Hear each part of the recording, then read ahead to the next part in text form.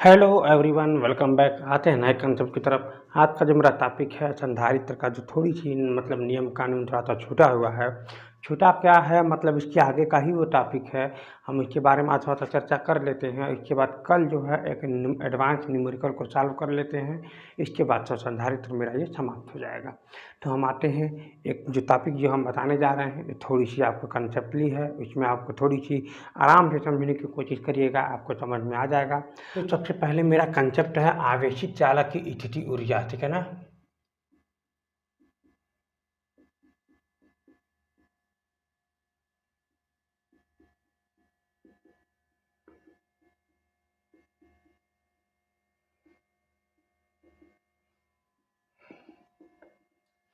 तो इसे रिलैक्स में समझिएगा, आराम से समझने की कोशिश करिएगा। जैसे कि मान लीजिए हमने जो है यहाँ पर आवेशित करना है, तो स्थिति ऊर्जा क्या होती है पहले ये समझिए। जब हम आवेशित कर रहे थे तो उसमें कुछ कार्य कर रहे थे।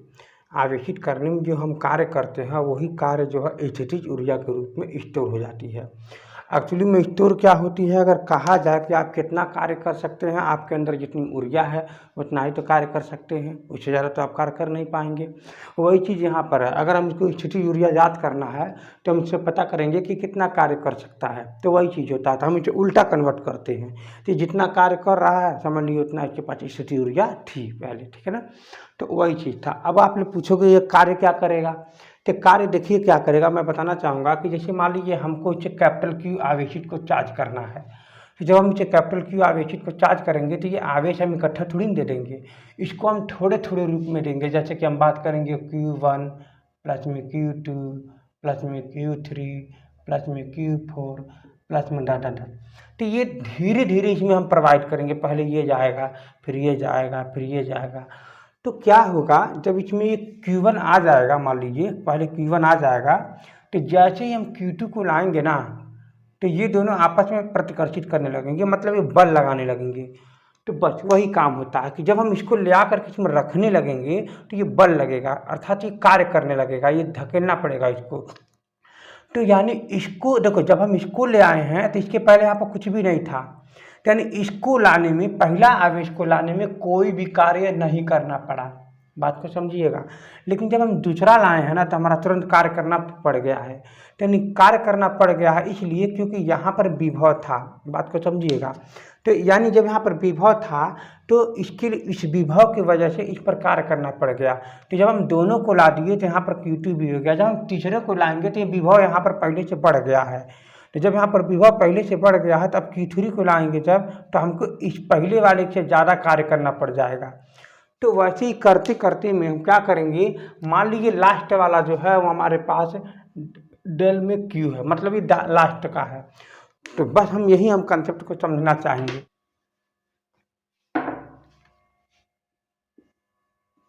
ये कोई चालक है, तो लास्ट वाले को हम लेकर के आ रहे हैं, ये सूक्ष्म आवेश है, हम इसको लेकर के आ रहे हैं कि यहाँ पर जो विभव है आपका ये भी है। टोटल ये जितनी पहले गई थी वो सब मिल करके मान लीजिए भी विभव को उत्पन्न की है, मान लीजिए ऐसे कंडीशन में। तो यहाँ पर जो चालक की जो धारिता है, मान लीजिए यहाँ पर ये C है, तो उस कंडीशन में हम क्या करेंगे, हम ये देखेंगे चालक की धारिता बराबर में होता है Q अपान में भी होता है। अरे हाँ है ना, Q अपान में भी होता है। ये आपका पहला कंसेप्ट है। अच्छा, तो दूसरा कंसेप्ट क्या कहता है, इसमें ध्यान से समझिएगा। दूसरा कंसेप्ट ये कहता है कि यदि हमें इतने आवेश को लाने, ध्यान से समझिएगा, इतना यहाँ पर विभव है और यहाँ पर इसको लाने में मान लीजिए W कार्य करना पड़ रहा है, सूक्ष्म का W कार्य करना पड़ रहा है। तो हम बोलेंगे कि यहाँ पर इतना कार्य करना पड़ रहा है इतने विभव के साथ में इंटू में D में Q। अब ये आप पूछेंगे ये कहाँ से आ गया, तो एक्चुअली में मैं आपको बता दूं, ये जो है ना विद्युत क्षेत्र की जो तीव्रता जो होता है, आपको पता होगा F बाई में Q होता है, आपको ये बातें पता है। तो देखिए ये जो बल है ना वो इसको हम कार्य के रूप में कैलकुलेशन करेंगे, जो विभव है ना इसे वोल्टेज के रूप में कैलकुलेशन करेंगे। तो आप ही मुझे बता दो V बराबर में W/Q तो हो गया ना, इसको आप यहाँ कर देंगे। आप यहीं आप देख लीजिए, आप ये बात पढ़ चुके हैं, इतने आवेश पर किए गए कार्य ही विभव कहलाता है, आप ये बात पढ़ चुके हैं।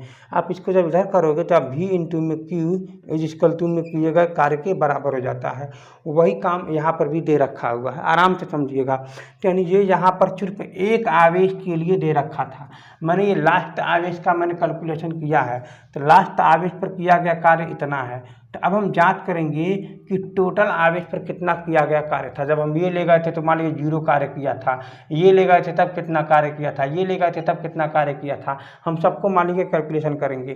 तो ऐसे कंडीशन में क्या करेंगे, हम इसे समाकलन कर देंगे, समाकलन करेंगे। तो समाकलन कैसे करेंगे, मान लीजिए यहाँ पर लिखा है W इज इक्वल टू में V × में D में Q। तो हम इसका समाकलन के कार्य को 0 से लेकर के Q आवेश तक का समाकलन करेंगे।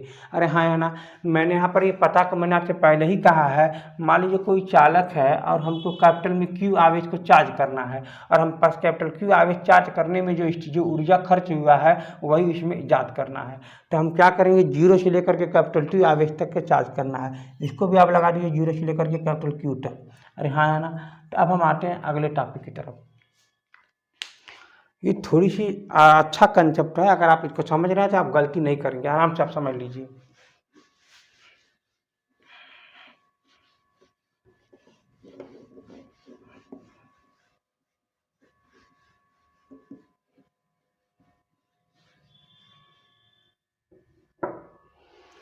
यहाँ पर जो कंसेप्ट दे रखा हुआ है, मान लीजिए ये थोड़ा सा सूक्ष्म वर्क है, सूक्ष्म कार्य है, तो 0 से लेकर जब हम कैपिटल Q तक कर देंगे तो कैपिटल W हो जाएगा। मान लीजिए किए गए कार्य कैपिटल W है, और यहाँ पर जो दे रखा है, यहाँ पर जो दे रखा है 0 × में Q V × में यहाँ पर दे रखा है आपका ये डेल में Q। और मैं इसके पहले ही मैंने आपसे बता दे रखा है, यहाँ पर क्या दे रखा है, यहाँ पर वो C इज इक्वल टू में V/में Q V। इसको आप यहाँ कर दीजिए, इसको आप यहाँ कर दीजिए, तो V बराबर क्या हो जाएगा, इसको आप यहाँ कर देंगे तो C हो जाएगा। अरे हाँ है ना। तो आप इसको क्या करोगे, यहाँ पर रखोगे, क्योंकि पहले ही कंसेप्ट में धारिता उस चालक का धारिता दे रखा था। तो आप क्या करोगे, तो यहाँ पर आप W इज इक्वल टू में रखोगे 0 से कैपिटल Q, यहाँ पर है आपका ये Q/में C × में डेल में Q। तो आप C को बाहर कर दोगे तो 1/C बाहर आ जाएगा, तो 0 से कैपिटल Q यहाँ पर हो जाएगा Q, और फिर यहाँ हो जाएगा आपका ये डेल में Q। तो इसका मतलब ये इसको समाकलन करने के लिए कह रहा है वो Q के रेस्पेक्ट में। तो आप समझ लीजिए, यहाँ पर छोटी चीज़ समझा देता हूँ। x और डेल x में समाकलन करना है, तो यानी x पर पावर 1 होता है ना, तो 1 होने के नाते इसको आगे 2 बन जाएगा, यानी 1/1 धन में 1, और फिर x पर पावर 1 धन में 1 हो जाएगा। जैसे आप समझने की कोशिश करिए, चलिए मैं फार्मूला के अनुसार मैं कर देता हूँ। मान लीजिए यहाँ पर ये n है, ठीक है ना, मान लीजिए यहाँ पर ये n है, तो आप लिखेंगे 1/n + में 1, और फिर यहाँ पर x पर पावर यहाँ हो जाएगा n + में 1। जब यहाँ 1 जोड़े हैं नीचे, तो यहाँ 1 यहाँ भी जोड़ देंगे। इसका मतलब वही काम हमको यहाँ भी करना है। अगर हमारा फार्मूला दे रखा है Q के रेस्पेक्ट में डेल में Q, तो आप इसको क्या करोगे, 1/2 और फिर Q पर पावर में 2 को लिख दोगे। यानी इसका मतलब ये हुआ, आप यहाँ पर लिख दोगे 1/C, और फिर यहाँ पर लिख दोगे 2 यहाँ पर लिख दोगे Q का स्क्वायर। और समाकलन कहाँ से हो रहा है, 0 से Q तक हो रहा है, ये लिमिट है, लिमिट को रखना पड़ता है। ठीक है, तो अब हम आते हैं अगले स्टेप में। इसी में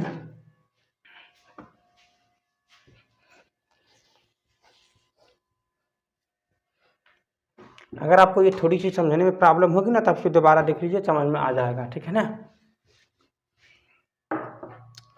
तो यहाँ हम देखते हैं मेरा मान आ गया है W इज इक्वल टू में 1/C। यहाँ पर जो मान आया है Q का स्क्वायर में 2 का, यहाँ हो जाएगा 0 से थीटा, सॉरी Q। तो आप एक बार Q रखोगे कि Q की जगह इसके 2 को भी बाहर कर सकते हैं। इसका मतलब W इज इक्वल टू में 1/2 में C, और फिर यहाँ पर Q का स्क्वायर, फिर माइनस में 0 का स्क्वायर। तो 0 का स्क्वायर तो खत्म हो जाएगा, कोई मतलब भी नहीं है। आप इसका इसमें गुणा कर दोगे तो W इक्वल तो क्या आ जाएगा, Q का स्क्वायर में 2C। अरे हाँ है ना। तो यानी इतना आवेश करने के लिए धारिता और क्या कहते हैं जितना आवेश करना है इनका ये संबंध है, आपको उतना कार्य करना पड़ेगा। तो अब आपको इतनी बात आपको पता चल गया है। तो अब आप देखोगे हम सभी जानते हैं कि Q का जो मान है, यहाँ पर जो Q का जो मान होता है, यहाँ पर हम मान को रखेंगे, क्या है यहाँ पर Q का मान, हाँ जो ये Q का मान लीजिए धारिता जो है यहाँ पर ये क्या दे रखा है, इस कंडीशन में मान लीजिए Q का आवेश रखा जाए यहाँ पर मान लीजिए, तो धारिता बराबर में Q बट्टे में यहाँ पर V है ना। इस कंडीशन में आप इसको यहाँ Q का मान क्या रख सकते हैं, C इंटू में V रख सकते हैं। अरे हाँ है ना। तो मैं ये ढूंढ रहा था, तो इसका मतलब ये हुआ कि आप Q के मान के आप क्या रखोगे यहाँ पर, ये W इज इक्वल टू में इसका मान जब रखोगे आप हो जाएगा C का स्क्वायर इंटू में V का स्क्वायर अपान में 2C। तो एक चीज़ यहाँ से कैंसिल हो जाएगा, तो W इक्वल टू में 1/2, इसको बाहर कर दीजिए, CV स्क्वायर हो जाएगा। आपका ये भी फार्मूला यहाँ से ये बन जाएगा। मैं उम्मीद रख रहा हूँ आप ये बातें यहाँ से समझ रहे होंगे। तो आपके पास दो फार्मूला आ गया, Q स्क्वायर अपान में 2C और यहाँ पर CV स्क्वायर अपान में 2 आ गया, ठीक है ना। तो ये आपका चालक में स्थिति ऊर्जा के रूप में ये आपका कैलकुलेशन हो जाएगा। तो अभी हम इसको एक टाइप में न्यूमेरिकल लगाते हैं, इसके बाद आपको पूरे समझ में आ जाएगा, ठीक है ना। मैं उम्मीद रख रहा हूँ आप ये पूरी तरह से समझ गए होंगे, ठीक है ना। आते हैं अगले कंसेप्ट की तरफ। आते हैं एक उसी कंसेप्ट में थोड़ी सी एडवांस के सिस्टम है। जब आप ये सब अच्छे से पढ़े रहेंगे तो आपको न्यूमेरिकल को सॉल्व करने में ज़रा भी देर नहीं लगेगा। जहाँ पर एक कहता है कि आवेशी चालकों के संयोजन पर आवेशों का पुनः वितरण एवं ऊर्जा हानि। जैसे ये कहना चाह रहा है कि मान लीजिए यहाँ पर हमारे पास कोई एक चालक है, यहाँ भी एक चालक है, ठीक है ना।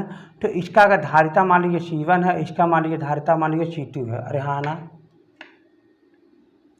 अगर हम इसको Q1 से चार्ज करते हैं, इसको हम Q2 से चार्ज करते हैं, अगर इसका विभव जो है V1 है और इसका विभव मान लीजिए V2 है। अरे हाँ ना। तो ये यही कहना चाह रहा है कि अगर हम इनको आपस में कोई बिना मतलब वो संधारित्र ना हो, मतलब क्या कहते हैं वो बिना धारिता वाले कोई चालक के अगर हम जोड़ देते हैं तो उसमें क्या होगा, ऊर्जा का हानि क्या होगा और कितना इसका फिर पुनः मतलब क्या कंडीशन रहेगी, हम उसके बारे में समझते हैं। सबसे पहले हम देखेंगे जब हम इसे ऐड नहीं किए थे, जब हम इसे नहीं मिलाए थे, पूर्ण संयोजन के पहले जो उसकी ऊर्जा थी या क्या थी मतलब आवेश थी, उसके बारे में हमने समझेंगे। तो देखेंगे यहाँ पर जो आवेश है, यहाँ पर जो आवेश है वो क्या कहता है। पहली बात तो धारिता के बारे में समझ लीजिए।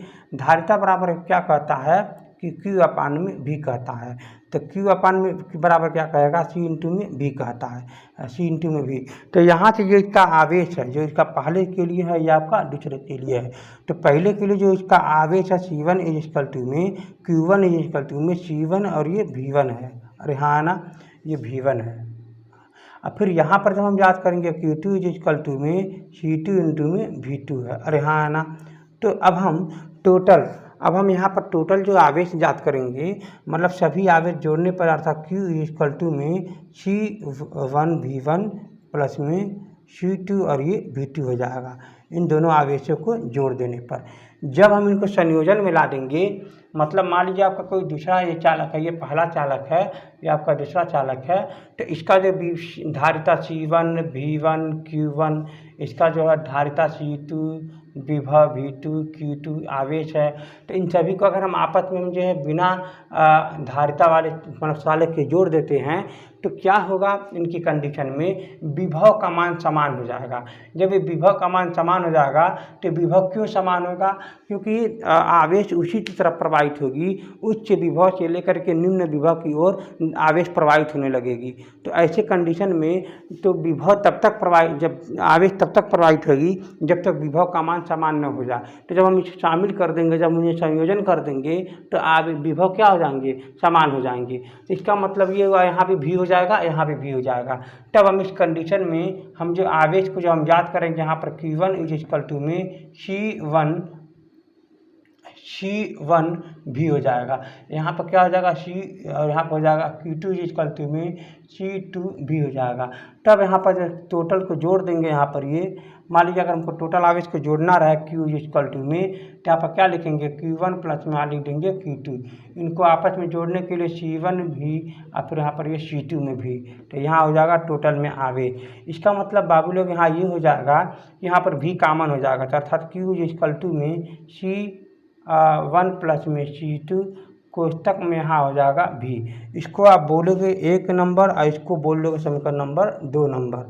अब देखोगे यहाँ भी आवेश दोनों जोड़ने पर जो रहेगा और यहाँ भी आवेश दोनों जोड़ने पर जो रहेगा, इन दोनों को हम इक्वल में कर देंगे, तो हम दोनों का जोड़ने के बाद विभव का मान हमको पता चल जाएगा। इसका मतलब ये है कि इक्वेशन 1 एंड इक्वेशन 2 को हम एक साथ लिख देंगे, तो हमारा फार्मूला क्या बनेगा, C1 प्लस में C2 यहाँ पर हो जाएगा V और वहाँ हो जाएगा C1 V1 प्लस में C2 V2। तो यहाँ से V का मान निकालने के लिए C1 प्लस में C1 V1 प्लस में C2 V2 अपान में C1 प्लस में हो जाएगा C2। अरे हाँ है ना, ये आपका यहाँ से कंसेप्टली यहाँ पर ये मान निकल जाएगा। तो चलिए ठीक है, तो अब हम एक काम करते हैं, यहाँ से ये आपका दोनों को जोड़ने के बाद जो विभव आएगा उसका यहाँ से हम कैलकुलेशन कर सकते हैं। अरे हाँ या ना, तो आपको क्या करना है, ये सब फार्मूला नहीं याद करना है, कंसेप्ट आपको याद रखना है। कंसेप्ट कब बदलता है कब सेम होता है, आपको इतनी ही बात याद रखना है, बाकी आपका न्यूमेरिकल ऑटोमेटिक लग जाएगा जब आप लगाओगे। तो यहाँ हम देखेंगे, यहाँ पर आपका विभव का मान निकल गया है। तो अब हम दोनों के अनुपात को जब हम सोचेंगे यहाँ पर कुछ मान निकालने के लिए, तो मान लीजिए हम इन्हीं दोनों को हम अनुपात में लिख देते हैं। जैसे कि यहाँ पर जो मान दे रखा है Q1 इज इक्वल टू में यहाँ पर दे रखा है C1 भी, और इसको हम अनुपात में मान लिए रख देते हैं Q2 इज इक्वल टू में यहाँ पर रख देते हैं C2 और ये भी, तो भी कैंसिल हो जाएगा यहाँ से। तो फिर मान क्या आ जाएगा, Q1 अनुपात में Q2 जो अनुपात में आएगा वो C1 अंशमंडे में ये आपका C2 में आ जाएगा। अरे हाँ ना, तो यानी बाबू लोग इतना बात तो पक्का हो गया कि जो धारिता के अनुसार ही आवेश होता है। अगर धारिता अधिक है तो आवेश भी अधिक होगा, धारिता कम है तो आवेश भी कम होगा। ये आपका इसी अनुपात में इसका आवेश रहेगा। इधर की बात नहीं कह रहा हूँ, इधर की बात कह रहा हूँ संयोजन करने के बाद, क्योंकि आवेश जो है ना धारिता तो यहाँ पर निर्भर करेगा, लेकिन विभव जो है समान हो जाएगा। ठीक है ना, ये कंडीशन यहाँ पर ये बन जाता है। पहले जो मेरा कंसेप्ट है, मान लीजिए यहाँ पर कोई अलग अलग दोनों विभव है, तो इसको हम बोलते थे अलग अलग चालक कहते हैं। यहाँ पर बोलते थे इसको C1, इसको बोलते थे C2, इसको बोलते थे V1, इसको बोलते थे V2, इसको बोलते थे Q1, इसको हम लोग बोलते थे Q2। तो जब हम इसको चालक में चार्ज मतलब दोनों का संयोजन करते थे, तो मान लीजिए यहाँ से विभव ज़्यादा है, यहाँ पर विभव मान लीजिए कम है, यानी इसका विभव जो है यहाँ ज़्यादा है, यानी आवेश यहाँ से यहाँ तक ये मान लीजिए जाएगा। तो इसका मतलब ये हुआ कि कितना जाएगा, आपको यही अंतर पता करना है। तो मैं आपको बताना चाहूँगा, इसका जब विभव ज़्यादा है, इसका विभव अगर कम है, तो दोनों को बैलेंस होने के लिए यहाँ से विभव घटेगा। तो कितना घटेगा यही आपको पता लगाना है। तो जब हम कंडीशन को दोनों का संयोजन में हम कर दिए थे, तो यहाँ पर दोनों का विभव समान हो गया था ना। यहाँ पर हम बोले थे C1 C2, यहाँ पर बोले थे Q1 और यहाँ पर बोले थे Q2। तो याद करिए, जब यहाँ पर विभव समान हो गया था, तो विभव समान होने का जो फार्मूला जो आया था यहाँ पर, ये आया था आया था यहाँ पर ये C1 Q1 प्लस में C2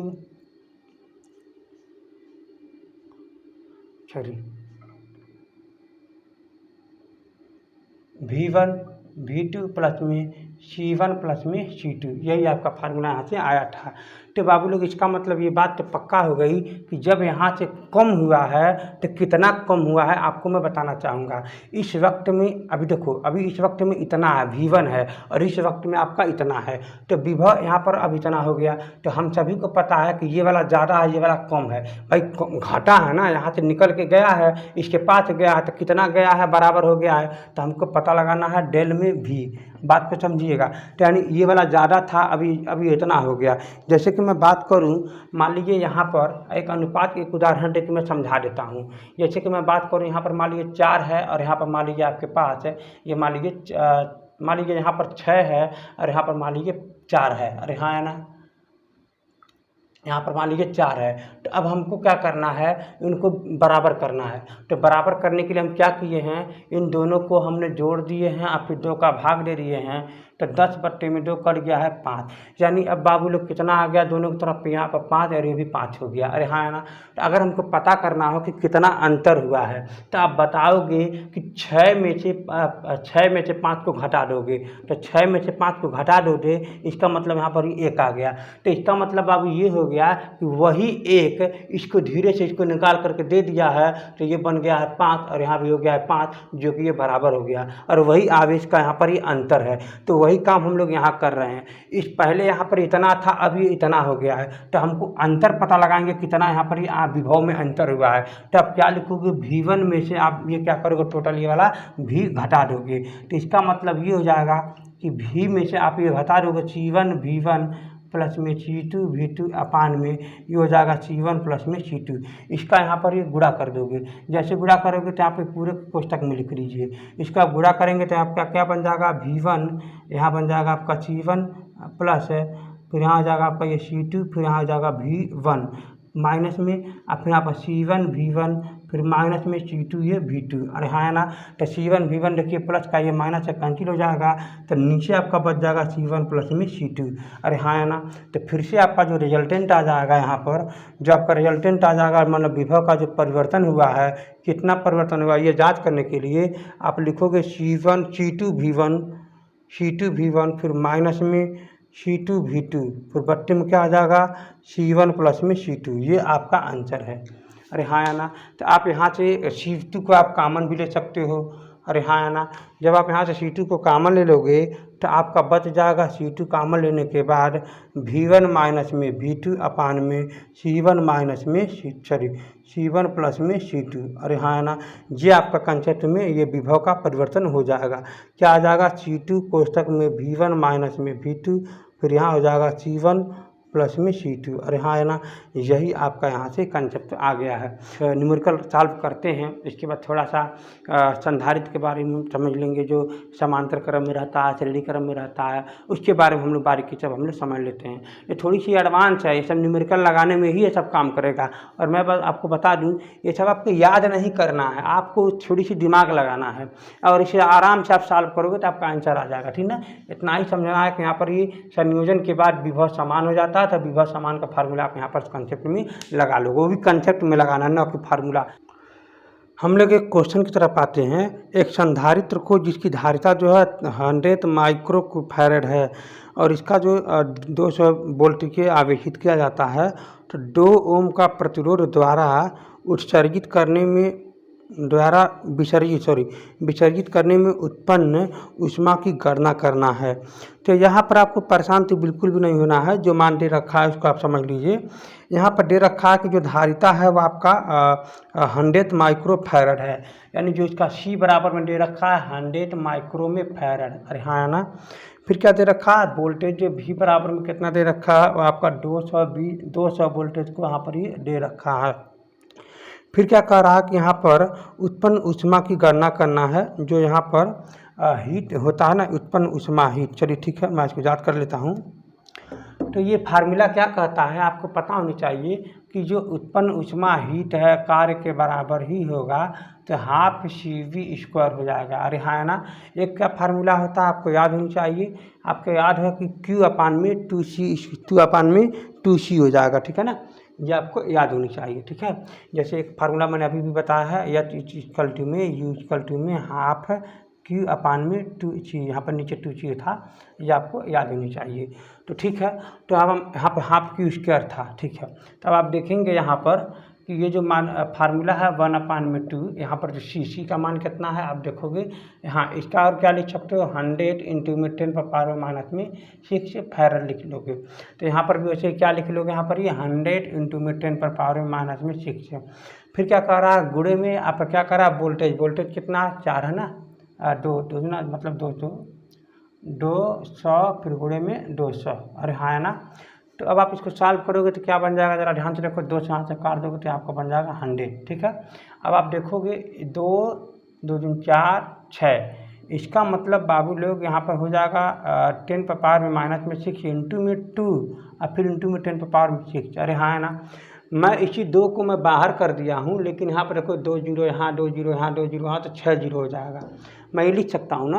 अगर आपको यहाँ नहीं समझ में आ रहा तो आप आगे से काम करो ना, आपको समझ में आ जाएगा। तो यहाँ पर लिख सकते हो 100, फिर यहाँ लिख सकते हो 10 पर पावर में माइनस में 6, फिर यहाँ लिख सकते हो फिर 100, फिर यहाँ लिख सकते हो 2 गुणे में 100 लिख सकते हो ना। तो अब आप देखो 2 दूनी 4 6 जीरो है कि नहीं, आप ही बताओ।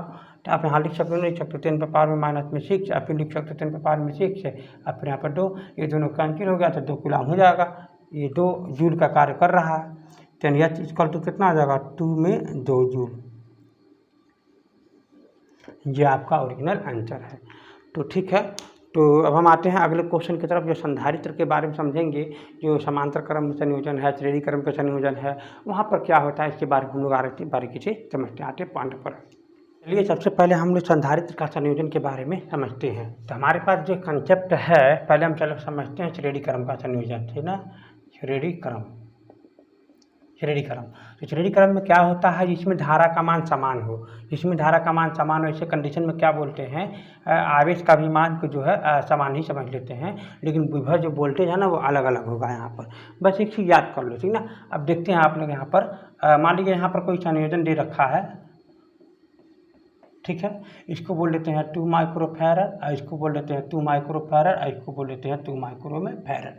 तो श्रेणी क्रम में संयोजन क्या कहता है कि आप वैसे कंडीशन में हम जोड़ेंगे तो पूरा संयोजन का हमारे पास आवेश कितना होगा, जब हम यहाँ पर 10 वोल्ट से सप्लाई दे देते हैं। हमको क्या ज्ञात करना है, हमको क्या ज्ञात करना है, आवेश हमको यहाँ पर ज्ञात करना है। यहाँ पर धारा की बात नहीं आएगी, ये बात अपने दिमाग में रखना, धारा की बात यहाँ पर नहीं आएगी। अगर धारा की बात आएगी ना तो यहाँ पर समय दे देगा।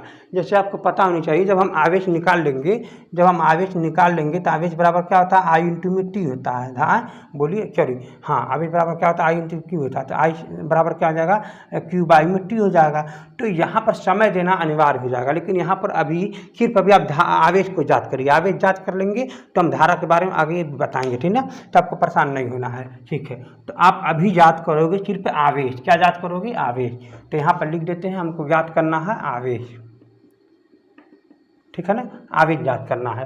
तो इसका मतलब बाबू लोग क्या करना है, आवेश बराबर क्या होता है, आपको ये भी समझना है कि संधारित्र C बराबर होता है Q बाई में B, होता है नहीं होता है, आपको ये बातें पता है। तो यहाँ का हम सबसे पहले जांच करेंगे, संधारित्र जांच करेंगे, मतलब यहाँ पर ही धारिता जांच करेंगे। जब हम धारिता जांच कर लेंगे तो आवेश हमको ज्ञात करना है, तो विभव हमको पता है 10 वोल्टेज, ठीक है। तो अब आप क्या करोगे, हमको यहाँ से जांच करना है पूरे का संधारित्र मतलब धारिता। तो अब यहाँ से क्या जांच करोगे आप, यहाँ पर पूरी धारिता का मान क्या कहता है श्रेणी क्रम में फार्मूला का, 1 में C, 1 बाई में C इक्वल टू में 1 बाई में 2 प्लस में 1 बाई में 2, 1 बाई में 2। इसका मतलब 1 बाई में C का मान कितना आ जाएगा, जरा मुझे बता दो। 2 अपान हो जाएगा 1 प्लस में 1 प्लस में 1। तो 1 बाई में C का मान कितना आ जाएगा, 3 बाई में 2। इसका टोटल का इन्वर्स कर दीजिए तो C बराबर क्या आ जाएगा, 2 बाई में 3 माइक्रो में फैरड, ठीक है ना, 2 बाई में 3 माइक्रो में फैरड। तो इसका मतलब ये हुआ बाबू लोग। तो यहाँ से जब आप याद करोगे आवेश का मान, तो आवेश क्या कहता है, C इंटू में V कहता है, C इंटू में V। तो C का मान यहाँ पर क्या है, 2 अपान में 3 माइक्रो में फैरड है, और फिर V का मान कितना है, 10। तो माइक्रो फैरड को आपको बदलना पड़ेगा, कुछ भी हो बदलना पड़ेगा। तो केवल आपको लिखना 2/3 गुणे में 10 पर पावर में माइनस में 6 इंटू में फिर हो जाएगा 10। ये माइक्रो फैरड को बदल देना है फैरड में, तब ये फैरड में हो जाएगा। अब ये निकल रहा है कुल, तो यहाँ पर हो जाएगा कुलाम।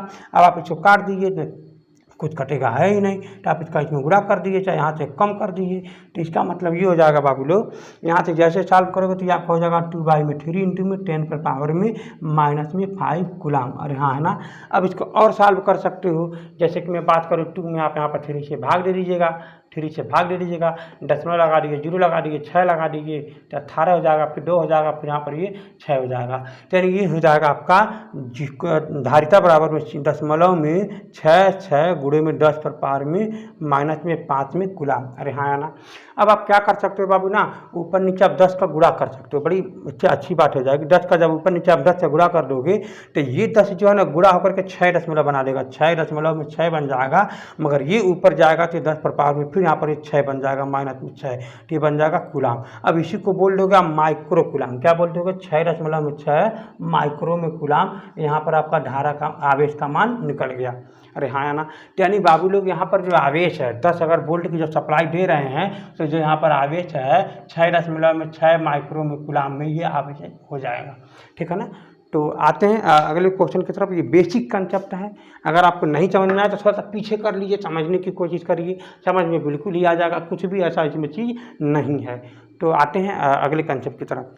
अब हम आते हैं संधारित्र को हम लोग समांतर क्रम में ऐड करके और उतना ही वोल्टेज के साथ जोड़ करके हम देखते हैं कितने आवेश को वो रखता है या खर्च करता है, क्या करता है, देखते हैं हम लोग। कौन सा क्रम पढ़ रहे हैं? समांतर क्रम पढ़ रहे हैं।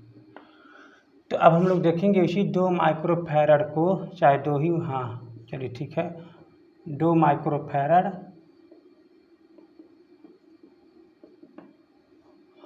किस क्रम में जोड़ दिए? समांतर क्रम में 10 वोल्टेज दे दिए, 10 वोल्टेज का।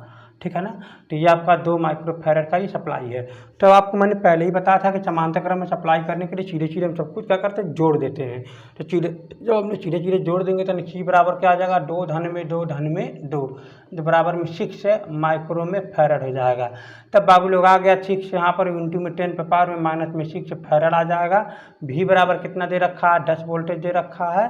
अब हमको क्यू बराबर हमको याद करना है, तो क्यू बराबर क्या आ जाएगा? सी इंटू में भी। तो यहाँ पर बाबू लोग आ जाएगा 6 इंटू में 10 पे पावर में माइनस में 6 इंटू में 10 पे पावर में यहाँ पर हो जाएगा कई 10, केवल 10 हो जाएगा। ठीक है ना। तो यहाँ पर बाबू लोग इसको सॉल्व करने के बाद आप देखोगे इसके साथ ऐड करोगे तो 6 इंटू में 10 पर पावर में यहाँ बन जाएगा माइनस में 5। तो ये हो जाएगा आपका ये फैरड। ठीक है ना, सॉरी कूलाम, मिस्टेक हो जा रहा, कूलाम। तो यानी आपके पास ये इतना मान यहाँ पर ये मान आ गया है। तो बाबू लोग हम इसी बात को क्या करते हैं, माइक्रो कूलाम में निकालने के लिए इसमें 10 का ऊपर नीचे गुणा कर देते हैं। ठीक है ना, भाग देते हैं, गुणा कर देते हैं। तो ऊपर वाला जैसे ही गुणा करेंगे तो आपका बन जाएगा 60 गुणे में 10 पर पावर में माइनस में, ये ऊपर जाएगा माइनस में 1 तो बन जाएगा माइनस में 6 कूलाम, और इसी को बोल देंगे फैरड में, तो हो जाएगा 60 माइक्रो कूलाम। ठीक है ना, सॉरी। तो ये क्या बन जाएगा? क्यू इक्वल टू में हो जाएगा 60 माइक्रो में कूलाम। अरे हाँ ना। तो बाबू ये बात तो पक्का हो गया कि आवेश को अगर हम समांतर क्रम में जोड़ देते हैं तो ढेर सारा ऊर्जाओं को वो रख लेता है, वो ये बात साथ में। ठीक ना। तो अब हम लोग देखते हैं, ये कंसेप्ट समझ लिए हैं। अब हम लोग देखते हैं कि अगर मान लीजिए उसी इसमें धारा का ज्ञात करना है, अगर ये 5 मिनट तक नहीं 10 सेकंड तक इसको चालू रखा जाता है, तब कितना सेकंड तक? टी बराबर में 10 सेकंड। टी बराबर में कितना सेकंड के लिए? 10 सेकंड इसको चार्ज रखा जाता है तब। तो बाबू लोग हमको ये बात तो पता है कि आई क्यू बराबर में क्या होता है? धारा प्रवाह की दर को हम लोग, धारा प्रवाह की दर को आई टी, क्यू बराबर में क्या होता है? आई टी होता है। अच्छा, आई बराबर में क्या होता है? आवेश प्रवाह की दर को धारा कहते हैं।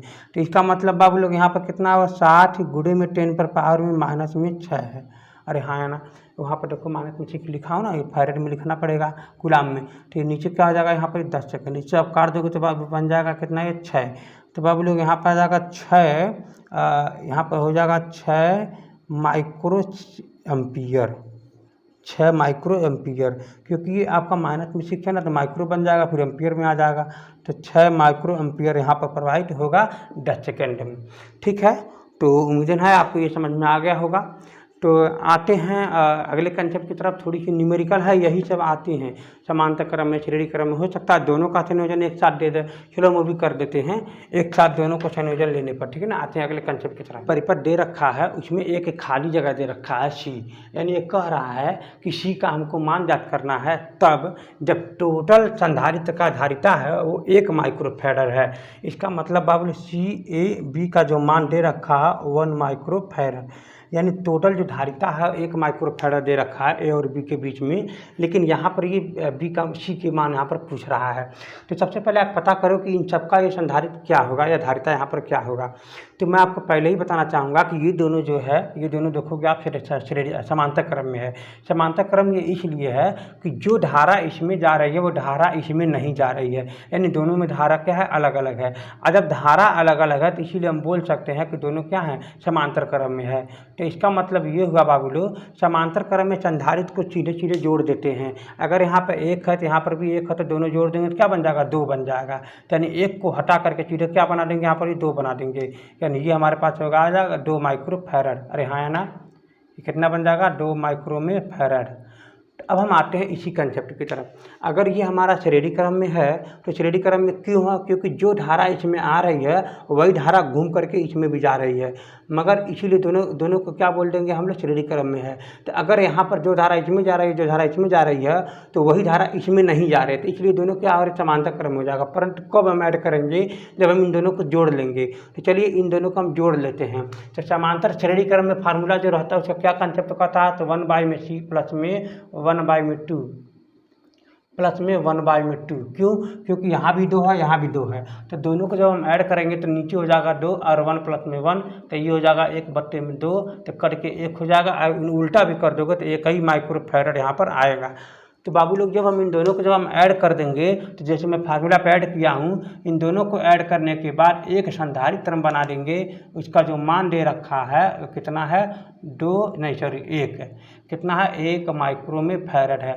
फिर अब वही कंडीशन आ गया जो यहाँ पर था, एक था अलग अलग। इनका मतलब इन दोनों को जोड़ने पर संधारित्र में सीधे जोड़ देते हैं। 1 माइक्रोफैरड यहाँ है, 1 माइक्रोफैरड यहाँ है, इन दोनों को जोड़ देंगे तो 2 माइक्रोफैरड हो जाएगा। यानी इन दोनों को जोड़ने पर कितना आ जाएगा, 2 माइक्रोफैरड। तब हम लोग आते हैं इन दोनों को जोड़ करके एक साथ लिख देते हैं यहाँ पर, ठीक है ना।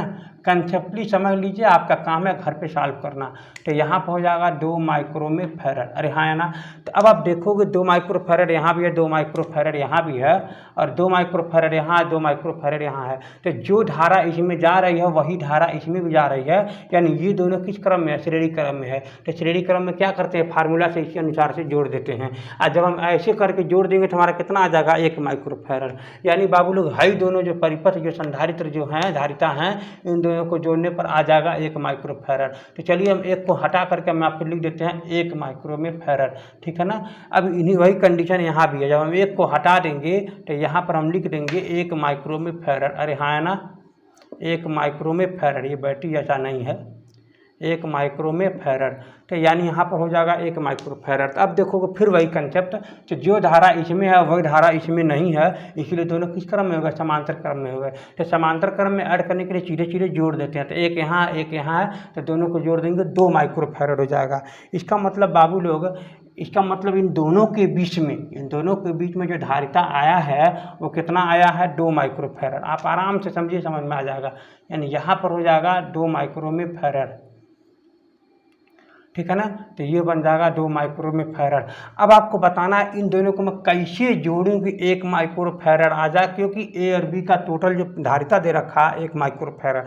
तो हम क्या करेंगे, फार्मूला से सॉल्व करेंगे। तो इसका जगह पर 1/c लिख देंगे, फिर 1 प्लस 1/2, और फिर बराबर लाना है 1 माइक्रोफैरड। सॉरी, इसकी जगह पर क्या लिख देंगे, 1 लिख देंगे। यही तुम्हारा रिजल्टेंट होता है।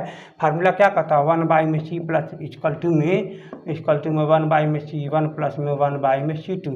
तो यानी C1 का मान हमको नहीं पता तो C दे दिया यहाँ पर, C2 का मान हमको पता है 2 दे दिया, अब टोटल का मान पता हमको 1 दे रखा, 1 लाना है, अरे हाँ है ना। तो इसका मतलब हम इसको सॉल्व करेंगे।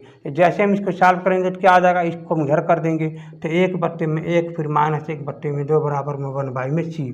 तो जैसे इसको सॉल्व करेंगे, यहाँ पर गुणा इसका गुणा यहाँ, तो यहाँ पर गुणा इसका करेंगे तो 2 -1/2 बराबर में 1/c। तो 2 में से 1 घट जाएगा तो कितना बन जाएगा, 1 बन जाएगा, 1/2 बराबर में 1/c।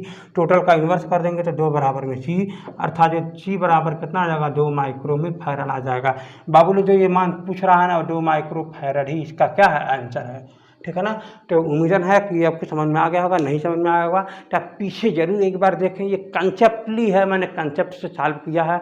मेरा काम है आपको कंसेप्ट को समझाना, तो ये मैंने आपको कंसेप्ट आपके सामने मैंने सॉल्व कर दिया है। मैं बार बार कहता हूँ कि समांतर क्रम में आपको सीधे जोड़ देना है और श्रेणी क्रम में आपको फार्मूला लगा के ही जोड़ना है। वही कंसेप्ट मैंने आपको यूज़ किया है, ठीक है। आज के लिए सिर्फ इतना ही। इसके पहले आप वीडियो को लाइक करें, शेयर करें, लोगों को बताएं और सेंड करें, जरूर सेंड करें। सेंड करके ही आप पढ़ें। आज के लिए सिर्फ इतना ही, धन्यवाद।